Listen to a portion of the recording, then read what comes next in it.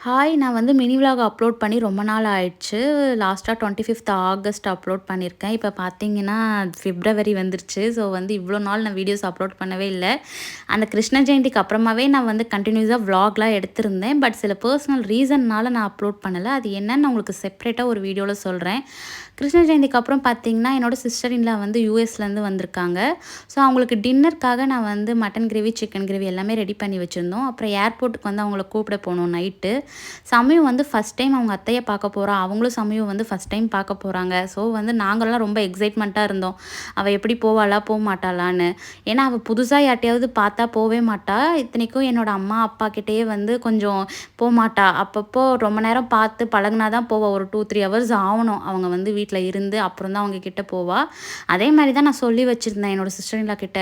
ஒரு 2 ஹவர்ஸ் ஆகும். பார்த்து பக்கத்திலேயே இருந்தா வந்துருவான்னு. ஆனா, இவ என்ன பண்ணான்னா, பாப்பா பார்த்தோனே டக்குனு அவங்க அத்தைக்கிட்ட போயிட்டா. அப்புறம் அவங்க அக்கா, அண்ணா எல்லார்கிட்டயுமே போயிட்டா.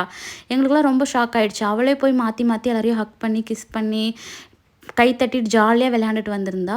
இந்தியாவுக்கு வந்து அவங்க ஒரு 10 டேஸ் எங்க கூட இருக்கிற மாரி தான் வந்திருந்தாங்க. ஸோ அந்த டைம்லேயே மொட்டை அடிச்சு காது குத்தலான்னு நாங்க பிளான் பண்ணியிருந்தோம். என்னோட அப்பாவுக்கு வந்து அப்போ ஹெல்த் வந்து கொஞ்சம் சரியில்லாத டைம்னால நாங்க அப்போ அது பிளான ட்ராப் அவுட் பண்ணிட்டோம். ஸோ வெக்கேஷன் மட்டும் அவங்க எங்க கூட 10 டேஸ் இருந்துட்டு கிளம்பிட்டாங்க.